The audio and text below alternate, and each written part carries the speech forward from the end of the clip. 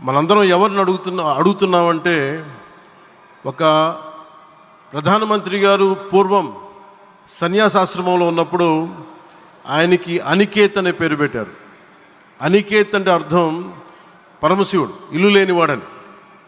అలాంటి ఇల్లు లేనివాడు, కుటుంబం లేనివాడు 5 కోట్ల మంది కుటుంబాలకు, 5 కోట్ల మంది ప్రజల కోసం, ఎన్ని కోట్ల కుటుంబాల కోసం మనందరికీ రాజధానిలో ఒక నగరం నిర్మించడానికి, ఇల్లు నిర్మించుకోవడానికి ఇల్లు లేకుండా 140 కోట్ల మంది ప్రజల బాధ్యత తీసుకొని కశ్మీర్ నుంచి కన్యాకుమారి వరకు, అక్కడ కామాఖ్య నుంచి ద్వారకా వరకు ప్రపంచమే, మన దేశమే తన కుటుంబంగా చేసుకుంటూ ఈ భారతదేశమే తన ఇల్లుగా చేసుకొని తిరిగి పునఃప్రారంభానికి విచ్చేసిన గౌరవ ప్రధానమంత్రి శ్రీ నరేంద్ర మోదీ గారికి మనస్ఫూర్తిగా మన అందరి తరపున, ఆంధ్రప్రదేశ్ ప్రజలందరి తరపున, అమరావతి రైతాంగం తరపున, ఆడపడుచుల తరపున వారికి చేతులెత్తి హృదయపూర్వక నమస్కారాలు తెలియజేస్తున్నాను.